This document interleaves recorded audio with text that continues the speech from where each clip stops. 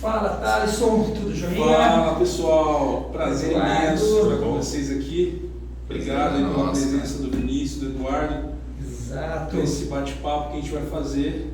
Eles vão nos contar um pouco aqui sobre a Sobriamente. Obviamente, é um trabalho nobre, hein? Cara, um trabalho que resgata, né, a vida tanto do paciente quanto da família, né? Devolve o brilho no olho, né, das pessoas, devolve a dignidade, né? Então, eu acho que, poxa, é um orgulho aí a gente poder trazer esse assunto aí, né?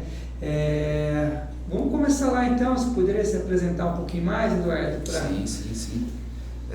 Cara, eu sou Eduardo, né? Sou diretor da Sobriamente Clínica Terapêutica. Em primeiro lugar, agradecer a oportunidade de estar aqui, né? Firmando ainda mais a nossa parceria, poder falar um pouco sobre a ideia, como surgiu, como funciona o nosso trabalho. Isso aí, vamos... Bacana. A ideia da clínica, assim, como que surgiu a ideia de abrir uma clínica? Você já tinha isso em mente? Foi um relance? Como que foi, Eduardo? Cara, a ideia da clínica surgiu devido à minha internação. Tá. Eu tive uma internação no início de 2017, né? Eu necessitei de um tratamento, problema com drogas, álcool e outras drogas e tal. E durante o tratamento, né, dentro da instituição, eu me apaixonei por o quanto o tratamento, o quanto uma instituição pode transformar a vida de uma pessoa. Eu conheci pessoas que estavam se transformando, eu pude ver isso, pude almejar isso para mim e fazer alguma coisa lá para conquistar isso. E quando eu concluí o tratamento, eu fazia visitas regulares lá na instituição. Era uma cidade não tão próxima assim, mas próxima à minha, né? E aí eu ia uma vez por mês lá, ficava sexta, sábado e domingo. E cada vez que eu voltava era melhor, né? Era mais...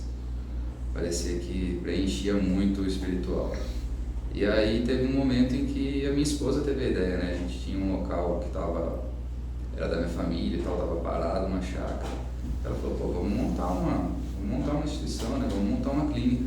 Tinha algumas coisas que eu sempre comentava, pô, poderia ser diferente, tal processo, tal método, né? Tal abordagem deles poderia ser melhor. E aí ela falou, vamos montar com essas intenções. E aí, cara, foi um processo árduo, porque a gente foi, antes de tudo, ver o que precisava, né? Eu voltei lá, falei pro pessoal, cara, preciso de ajuda, eu tô com a ideia de montar uma instituição lá em Conchas, né? E foi muito legal, eles receberam muito bem, me deram muito apoio, e aí a gente correu atrás de toda a documentação, tudo que era necessário, prefeitura, corpo de bombeiros, arquiteto, vigilância sanitária, adequou o local para o que tinha que adequar, né? E aí foi praticamente um ano esse processo e a gente começou. Poxa, que legal, né? Assim, você já passou, né? Quanto tempo, né? Tem a clínica, né? Já passou bastante gente para lá, tem bastante casos de sucesso, né? Inclusive a gente está com agora que é colaborador, né? Que vai poder falar um pouquinho aí, viveu. E é muito legal isso, né, Thales? Ele viveu na pele, né? Isso que eu falo, é o Skin the Game, né? Eu acho que é um diferencial, né, cara? Se torna um diferencial, porque realmente você viveu e você sabe como conduzir, você sabe o quão transformador é isso daí. E é interessante a gente trazer essas informações para as pessoas, porque às vezes a pessoa ela está precisando de ajuda, eu digo às vezes o familiar, não só a pessoa ali, o adicto, né, ou a pessoa que está com esse problema, mas o familiar está precisando de ajuda, só que falta informação, né? Poxa, como será que como que vai ser, como que eles vão conseguir ajudar? E quando a gente traz esse bate-papo, né, esse é o principal intuito, é esclarecer algumas dúvidas e trazer informação para as pessoas que estão passando por dificuldades aí parecidas, né? E o Eduardo viveu isso na pele, então ele pode falar com propriedade sobre essas coisas, né? E assim, como que foi? Eu queria perguntar para vocês, como que foi a questão assim na comunidade teve alguma ajuda assim né, sei lá, parte política, parte da cidade, assim, quando vocês abriram, você falou que teve um suporte assim, quando você foi transmitir essa ideia? Cara, na verdade, nós tivemos como essa visão que você tem, né? Pô, ele passou por isso e aí isso é um diferencial, né? Provavelmente consiga fazer um trabalho mais direcionado por conta disso. Todos os órgãos que a gente foi, apresentou a nossa ideia, apresentou o projeto para solicitar o que fosse preciso, documentação e tal, fomos recebidos dessa forma. Seja na prefeitura, seja a vigilância sanitária, né? O meio aí de clínicas, o meio de clínicas, vigilância sanitária é um terror, cara. Quando eu estava internado, o pessoal da vigilância aparecia lá, pô, os caras vão fechar a clínica. Nossa. E aí a gente foi um dos primeiros lugares que a gente foi a vigilância. A gente convidou eles para ir até lá e tal, e foi muito legal, porque eles falaram, não, eu falei isso para eles, né, que a gente queria adequar tudo antes, para que não houvesse, para que a gente não trabalhasse dessa forma, com medo dele chegar. A gente queria ter todas as exigências atendidas para ficar tranquilos quanto a isso, né, não tentar burlar nenhuma lei. E aí eles foram muito acolhedores. Eles foram até lá, conheceram o local antes dele estar pronto, antes das adequações que a gente precisava fazer, ofereceram todo o apoio, não, contem com a gente e tal. Mas assim, foi isso. De outro tipo de apoio a gente não teve, continua não tendo, mas acho que até dá para falar isso mais adiante. Legal. E assim, qual que é a missão, né, da clínica hoje e qual é a avaliação que vocês fazem ali dos pacientes para recepcionar, entender, fazer o processo aí de trabalho de vocês? Cara, assim, quando eu estava internado, né, eu entendia que o objetivo era parar de usar. As informações que eu tinha lá, que eu via dos outros pacientes, o ambiente, né, proporcionava isso. Eu entendi ao longo do tempo que aqueles que se mantêm em recuperação, que se mantêm em sobriedade, não tinham foco simplesmente em parar de usar álcool e outras drogas. Então o nosso propósito, a nossa missão, nós oferecemos, né, tratamento para pessoas com transtornos mentais, portadores de distúrbios e dependência de substâncias psicoativas, né? Mas o propósito primordial é mudança de vida. O nosso foco durante o tratamento está muito mais visando o pós-tratamento, a construção do paciente em como ele vai viver a vida, do que simplesmente, olha, você usava tal substância e você não pode mais usar. Parar de usar, o cara entrou para dentro da clínica e ele parou, lá não tem droga, lá não tem nenhum tipo de substância química. Então, a nossa experiência mostra que se o cara simplesmente ficar sem usar, isso não vai mudar nada, ele vai sair da instituição e vai voltar para o uso no primeiro ou no segundo dia, cara. Então, o que vai dizer se ele vai ficar sóbrio ou não é a forma que ele vai viver, a forma que ele vai encarar a vida, a forma que ele vai... A mudança de filtro, né? A gente pode falar que você muda o filtro do cara, mudança de dentro para fora, mudança de consciência, de percepção, para que a pessoa realmente, depois que ela sair da clínica, ela não pelo menos o lance não é a pessoa achar que ela não pode usar, mas ela não querer mais usar. Ela ter coisas na vida dela, que ela ter construído valores, construído coisas, conquistado coisas, que chega um ponto que ela fala: eu não quero mais usar droga, eu não quero mais ter a vida que eu tinha antes. Não é que eu não posso mais ter aquilo, eu não posso mais fazer aquilo. Porque a partir do momento enquanto for não posso, a pessoa não quis ainda mudar, né? Então o interessante é partir de dentro dela o lance de não querer mais aquilo para ela. Mudar esse ponto de vista do não poder para não querer, porque poder a pessoa pode fazer o que ela quiser. Mas Mas será que realmente quer fazer aquilo? Exato. É o que o Eduardo falou, de ressignificar, né? Porque a gente, eu acho que nós seres humanos, a gente tem algo que chama viés cognitivo negativo, né? Que a gente sempre tende a pender ali para aquilo que é ruim, né? A gente vive brigando para não cair nessas armadilhas, mas parece que a gente tem uma tendência, né? Então, quando a gente ressignifica, é muito legal essa colocação aí do Vinícius. Poxa, você não pode, igual uma criança, né? Quando chega, não pode colocar o dedo na tomada, o que ela vai querer fazer? O cara vai querer colocar o dedo na tomada. Então, assim, algumas pessoas que trabalham com crianças, eu já ouvi falar sobre isso aí, que em vez de você falar não pode, você conduz ela a fazer outra coisa. Né? Direciona a fazer outra coisa. Então, muito legal. Em vez de falar não pode, não, você coloca um outro ponto de vista, você faz ela ressignificar para ela falar assim, não é que não posso, sabe, vale a pena não quero mais isso. E assim, o que eu acho bacana ali, eu percebi, né, conversando com vocês, pelo tempo que a gente conhece, que vocês trabalham uma tríade ali, né, o corpo, mente e o espírito, né, da pessoa. E tudo isso é o que fortalece, né, essas mudanças de hábito, né? Poderia falar um pouquinho mais, Eduardo, como que é esse, vocês abordam essa... maneira integrativa, né, uma pegada mais integrativa. Sim, é o que você falou no final, uma mudança de hábitos. A dependência de álcool e outras drogas, o vício, ele é um hábito, né? Vício, do ponto de vista psicológico, neurocientífico, ele é um super hábito. E é o que você falou, a criança ela não vai simplesmente deixar de colocar o dedo na tomada e falar, não, ela não vai colocar mais o dedo na tomada se ela for fazer outra coisa. Então, essa tríade físico, mental e espiritual, ela proporciona exatamente isso.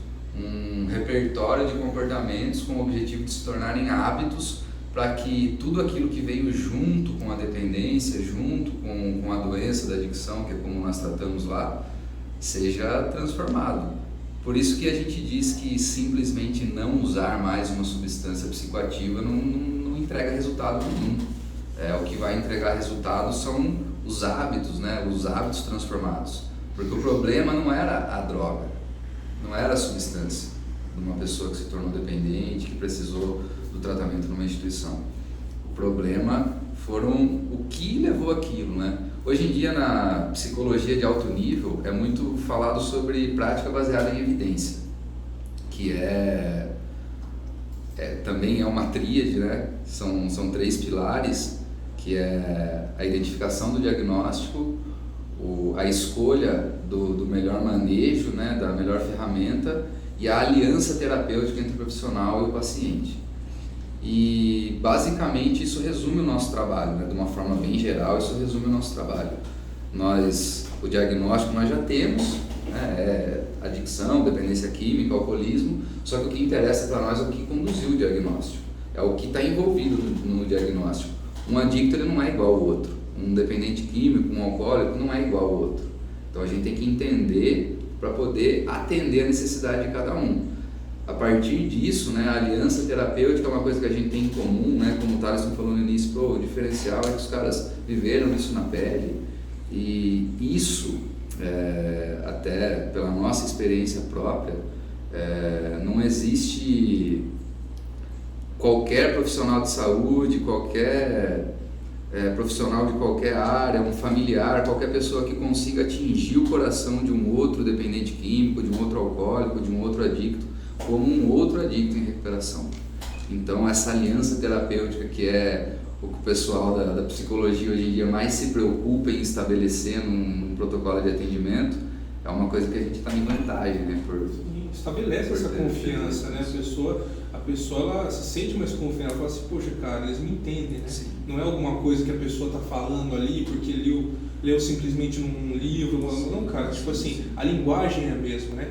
Isso você falou uma coisa aí da terapia, né? Eu queria mencionar porque tem terapias individuais e terapias em grupo, né? Então assim, como que funciona essa questão? Porque é muito importante essa questão do individual, como eu já falei, o indivíduo, cara, como você falou, uma pessoa diferente da outra. Sim. Então é importante ter criar esse rapport, né? Criar essa conexão com a pessoa para a terapia individual, e como funciona a terapia individual e como funciona a terapia em grupo também, que que é muito importante, porque a gente está falando de relacionamento com outras pessoas e com outras experiências. O legal, assim, as terapias em grupo, nós fazemos atividades em grupo diariamente na instituição, né? E a maioria das pessoas se identifica com o que é falado ali, pois todos passaram aí pelos mesmos lugares, vamos colocar dessa forma. Então, através aí dessas atividades em grupo, né, que acontecem diariamente, mais de uma vez no dia, então a gente vem e traz repertório para eles, traz conhecimento, traz informação sobre o que a gente chama de doença da adicção, né? A gente entende dessa forma, então é dessa forma que a gente trata com eles.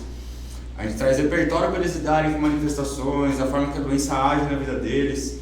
A gente entende que, como o Eduardo falou, não é mais só o uso de droga, são diversos fatores que influenciaram na vida dessa pessoa para chegar onde ela chegou. Então, como lidar com isso? Através dessas atividades em grupo, nós conseguimos aí colher informações e pegar pontos para direcionar atendimentos individuais.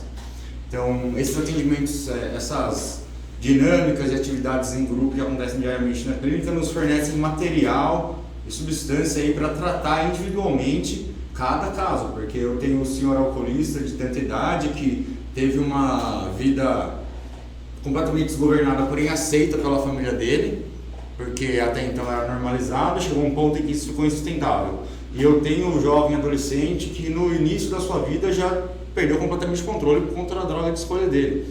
Então, os atendimentos individuais eles são direcionados de acordo com aquilo que a gente consegue colher das atividades em grupo, né? É isso que dessa forma que funciona. Que doideira, você percebeu o que os caras fazem? Eles fazem uma engenharia reversa, pelo que eu entendi, me corrija se eu estiver errado, mas eles fazem uma engenharia reversa ali, o que aconteceu para entender o que levou o cara, né, de repente, àquela situação, para fazer ele tomar consciência daquilo, para que ele entenda, putz, cara, entendi, eureka, entendi o porquê, e agora eu entendo e é por isso que eu não quero mais. Exatamente. Você faz toda uma engenharia reversa da parada para que ele visualize aquilo lá e aquilo fique consciente na mente dele.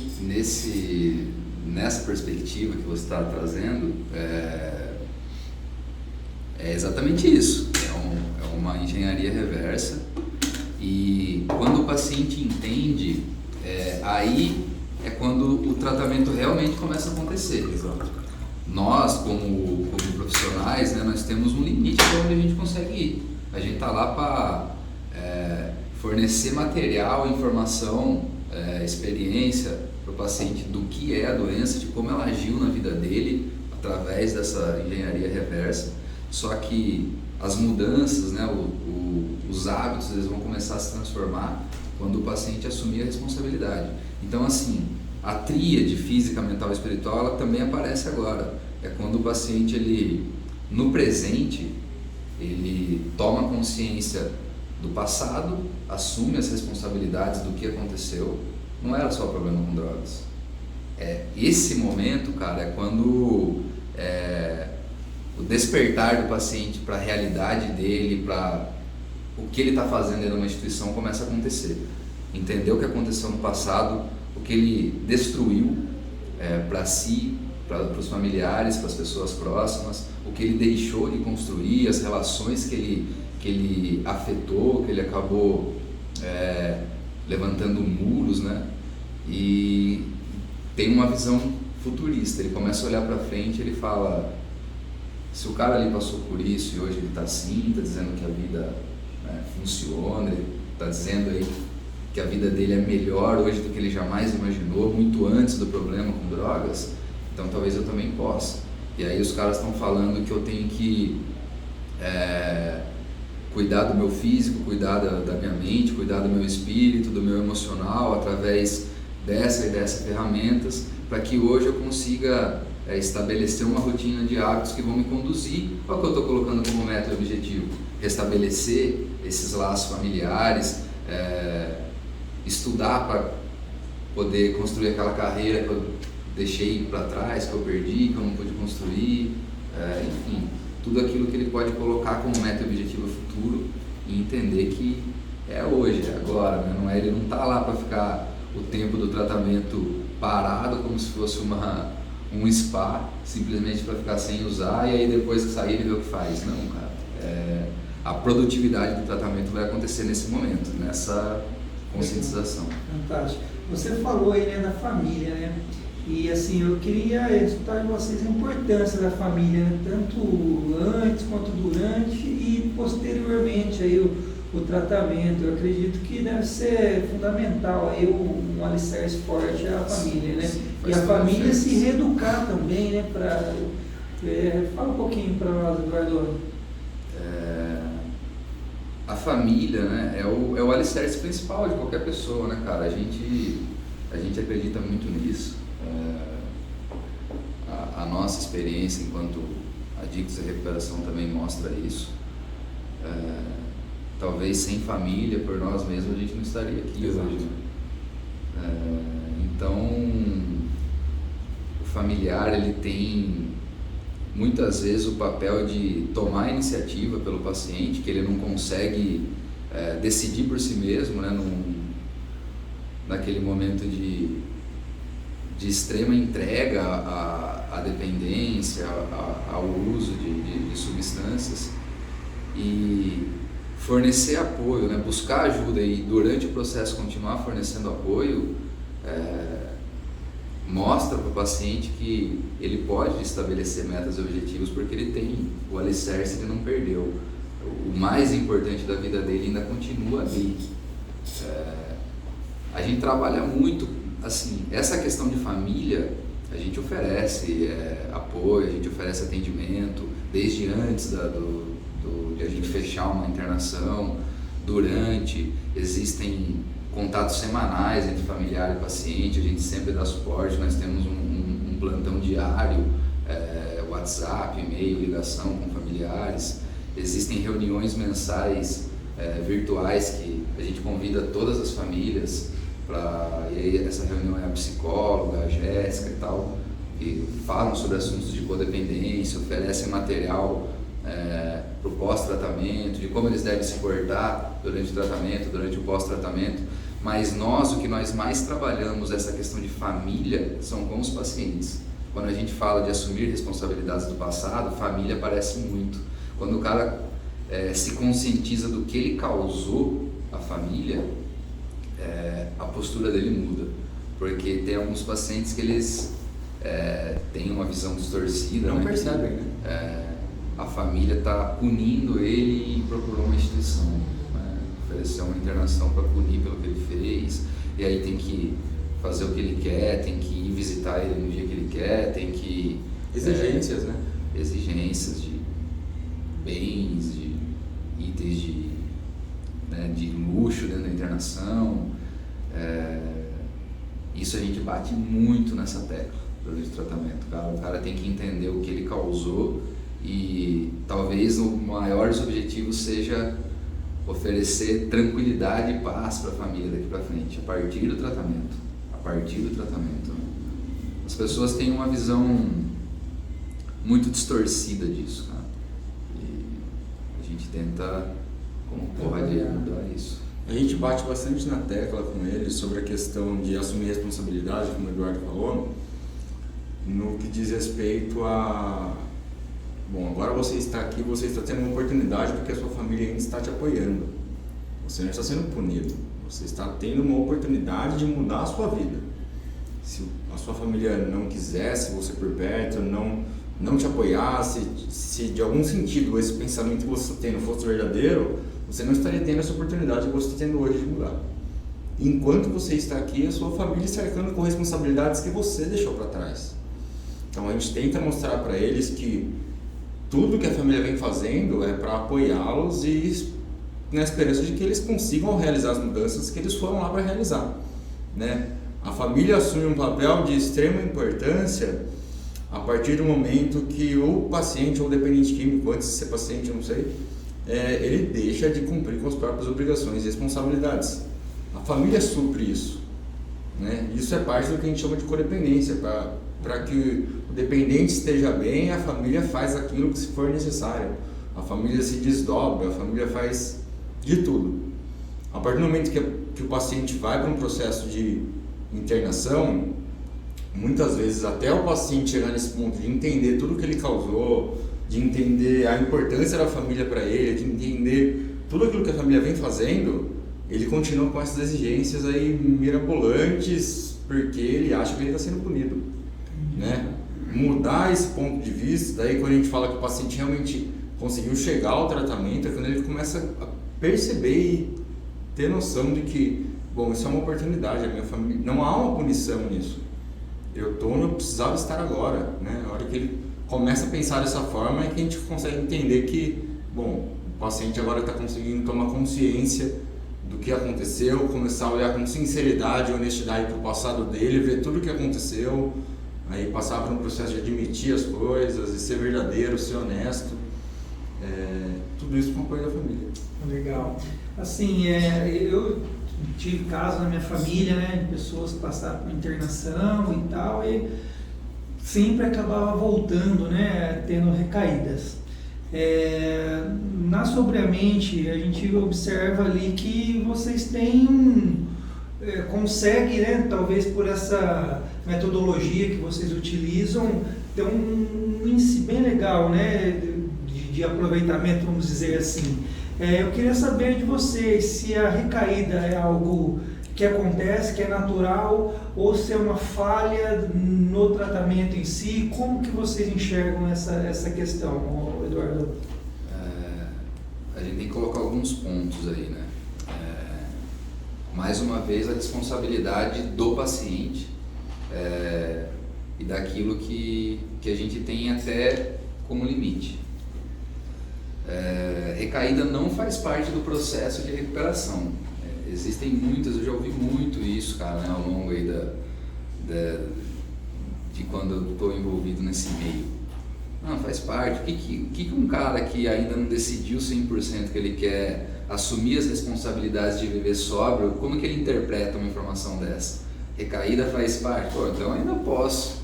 Ainda vou usar, que tá tudo bem. Não faz parte.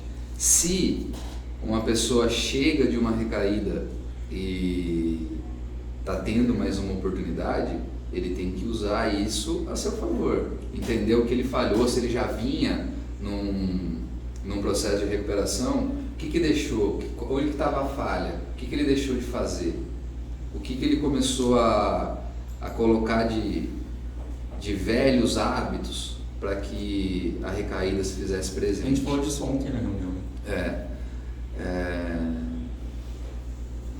A nossa taxa de sucesso, realmente é bem alta, né? Nós temos, a gente está no 5º ano de atividade, né? Fechamos o 4º ano agora em janeiro, então a gente começou o 5º ano aí de Sobriamente. Nesses 4 anos, a gente teve 200 e poucos pacientes.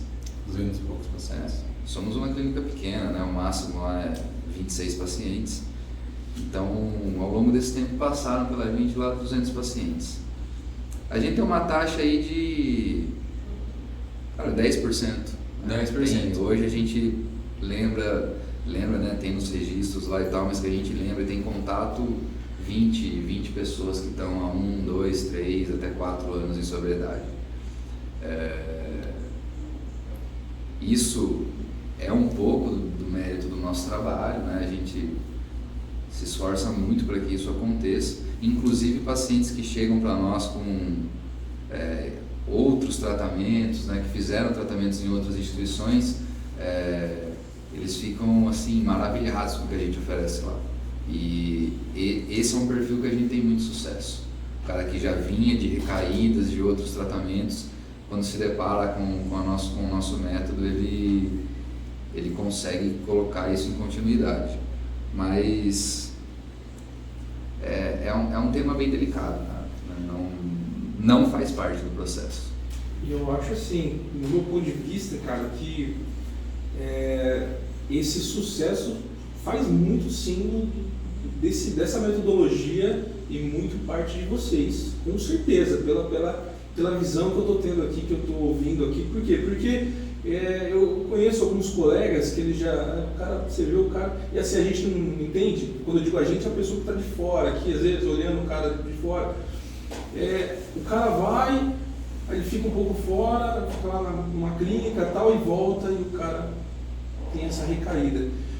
E hoje, entendendo tudo isso aí, eu vejo que é falta dessa questão da influência da clínica, de fazer essa engenharia reversa mesmo, como vocês fazem, para ter esse sucesso, porque eu entendo o seguinte, que tem coisas que a gente controla, que está na nossa mão, tem coisas que a gente não controla, mas influencia, e tem coisas que a gente não controla e nem influencia, entendeu? Tipo assim, caiu um raio lá e destruiu algum lugar aí, pô, não tem controle sobre aquilo, não tem tão pouco influência sobre aquilo. E assim, eu vejo que o papel de vocês aí, às vezes a decisão não depende só de vocês ali, mas vocês têm uma influência com esse método. Exato. Entendeu? Então quando a pessoa chega, essa capacidade que vocês têm de fazer elas perceberem, né, mexer na ferida, que eu vejo que é necessário, né, tipo, mexer na dor, tipo assim,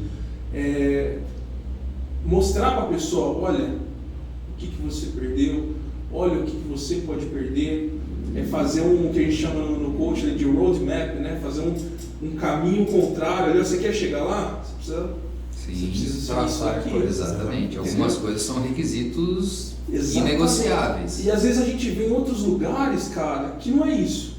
A pessoa chega lá, tipo assim, fica aí e tal, e se ela ficar um tempo lá na clínica, é sinal que ela já está curada, ela não está usando porque ela está na clínica, então vamos devolver ela para o mundo, para a vida, mas sem fazer esse tratamento na questão integrativa que a gente está falando, trabalhando esses 3 pilares, né?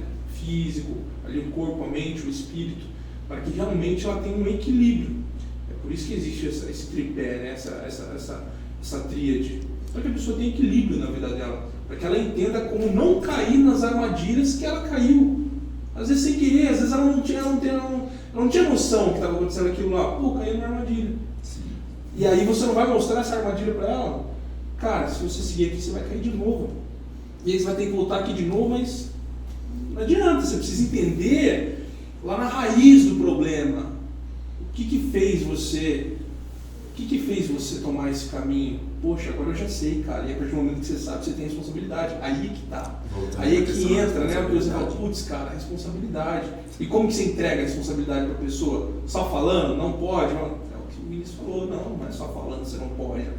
Mostrando, cara, deixando a pessoa consciente. Isso é o que eu achei mais fantástico, cara. Eu sinceramente não tinha visto isso daí, né? Realmente eu vejo como um diferencial, mais um diferencial. O primeiro eu falei que é o skin the game, né? Ele ter ali vivido, né, na pele, né, tanto ele quanto o Vinícius ali, e agora o segundo diferencial é essa mentalidade, né, de poxa, cara, pegar ali a raiz do problema, mostrar, dar consciência para a pessoa, para que aí sim ela tenha responsabilidade, uma autorresponsabilidade, uma autoconsciência, um autoconhecimento suficiente para que ela não caia nas mesmas armadilhas. Um ponto que é bem sensível, né, e eu gostaria que vocês nos falassem um pouquinho, é quando a família ou o adicto vai lá procurar ajuda, né, porque muitas vezes, ele é novo ainda, deve ser uma aventura, está experimentando, será que é a hora de ir numa clínica? Ou já está muito velho, não mudou ainda, vai mudar, às vezes a pessoa não aceita. Eu fico pensando nisso, será que tem esse lance da família, tipo assim, a família não aceitar? Tipo assim, a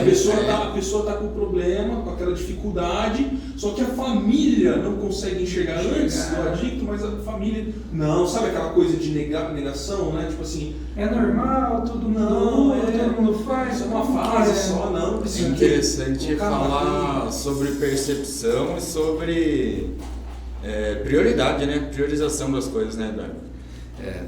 Eu queria voltar só nessa questão que o Thaleson falou, e aí eu consigo emendar nessa sua pergunta, Eduardo. Essa questão do ambiente, né? A gente influencia, porque hoje nós sabemos, né? Acredito que todo mundo entende isso de alguma forma, mas isso é comprovado de diversas formas aí cientificamente. O ambiente influencia o comportamento. Então, uma clínica, cara, talvez esse seja um dos maiores trunfos. Lá é um ambiente que está 24 horas por dia em todas as atividades, proporcionando mudança, proporcionando responsabilidades e mudanças. Assumir responsabilidade e mudar, assumir responsabilidade e mudar. O cara que vai não conseguir lidar com uma situação que não está ao controle dele, né, como você falou, é aquele cara que não criou um repertório comportamental dentro da instituição lidando com os problemas que ele tem ali, que seria mais do passado do presente. Então, aquele que entendeu a responsabilidade, que lida bem, que tem uma percepção clara do que é a oportunidade de um tratamento, ele vai estar livre de uma recaída, porque assim, não dá para dizer, pô, o cara voltou para o uso porque algum familiar ficou doente, terminou um relacionamento, perdeu um emprego. Cara, essa é a vida normal de qualquer pessoa responsável. E as pessoas têm que entender que o adicto, ele é uma pessoa normal, ele não é um bonequinho de vida. E tem alguns que acham isso e alguns familiares que acham isso. O Thaleson falou de negação, né? Isso é muito comum, cara, né? Negação, a gente até tem um artigo publicado lá sobre isso, né? Que seu filho tá com problema com droga. Não, filho não. Até parece. Filho não. Eu não. Você tá enganado, era o amigo dele. As pessoas não reagem bem a isso.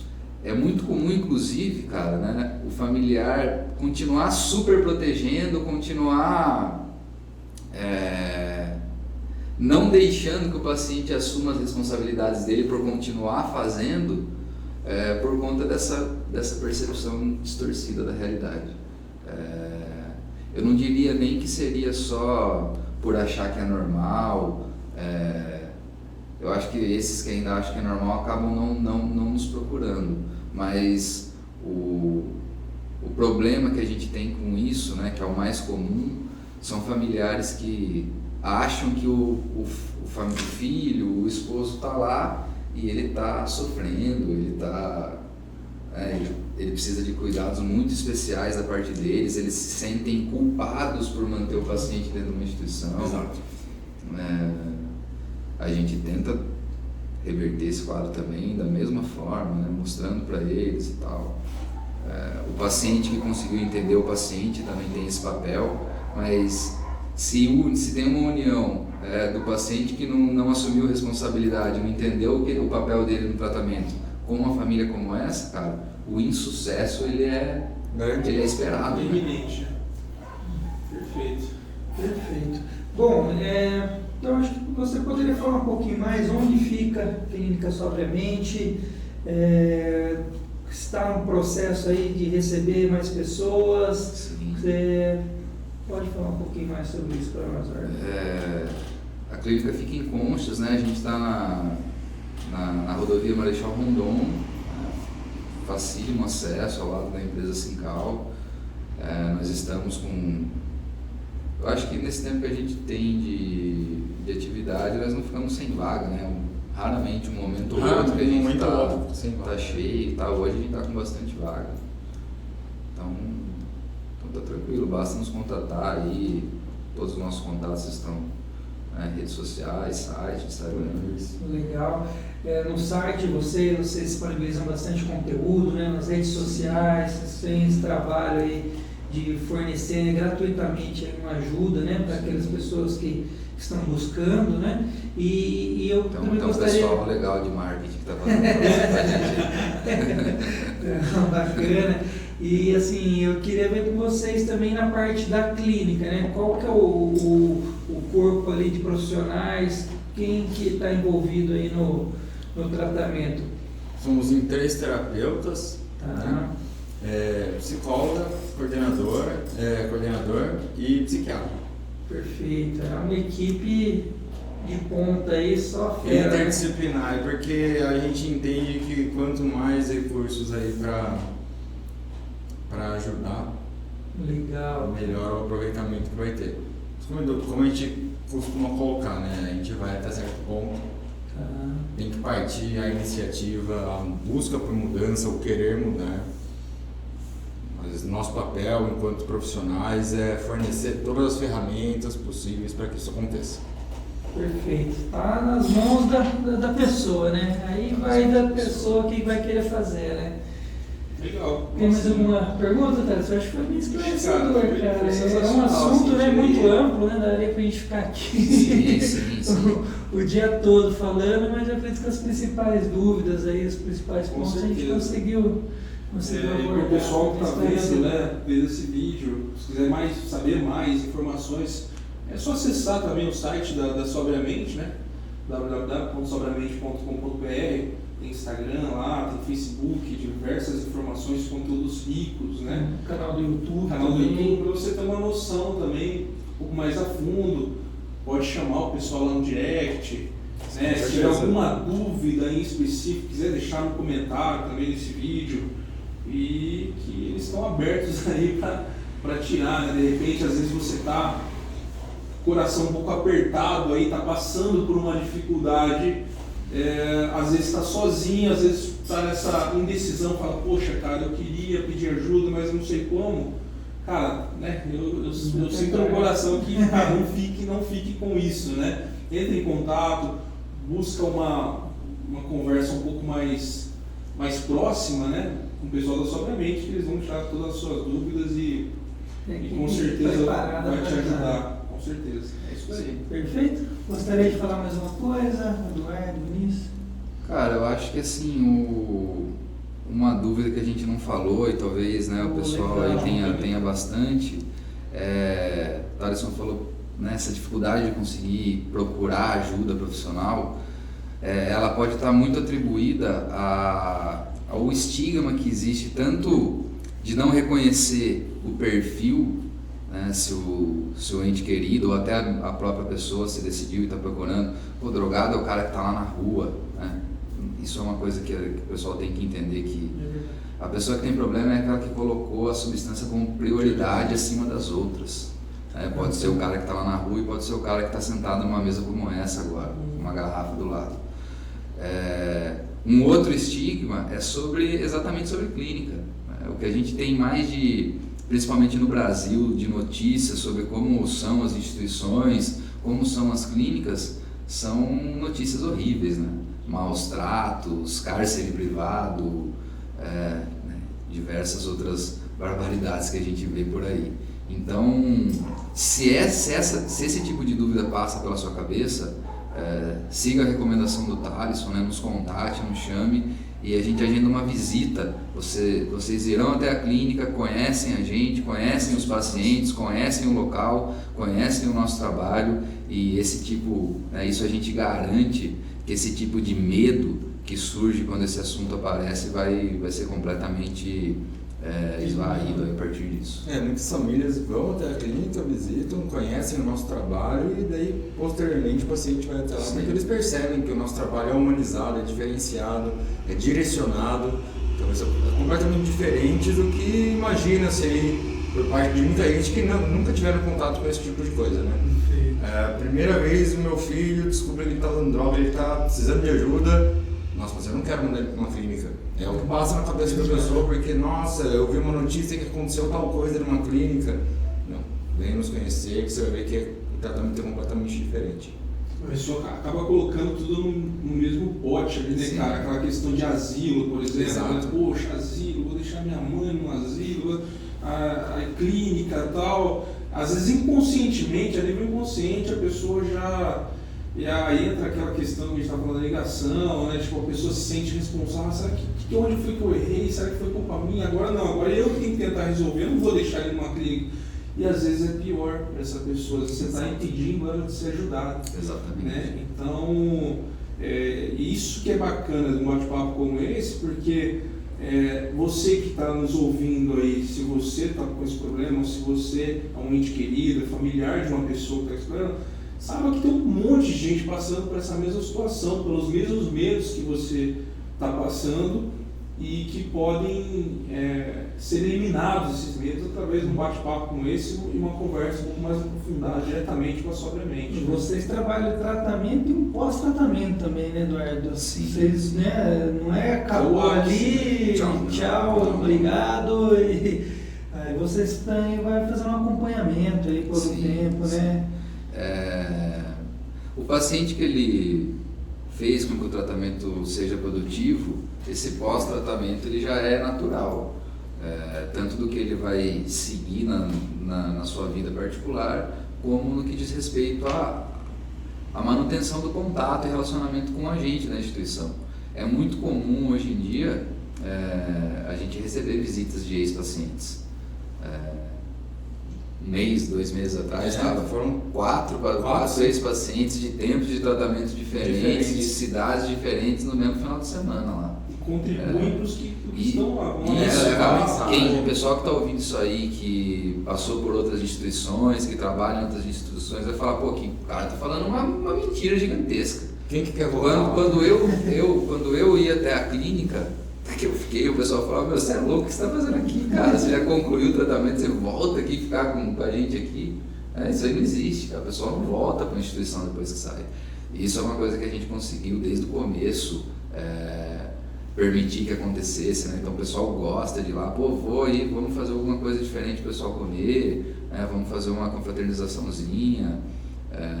O pessoal que é mais próximo tem um grupo institucional de uma Irmandade Anônima que tem todos os domingos, lá o pessoal vai lá frequentar, contatos, assim, alguns se tornaram amigos muito pessoais, próximos, pessoais nossos, então a gente se fala todo dia. Cara, é um relacionamento muito... um dos princípios que mais volta à tona, né,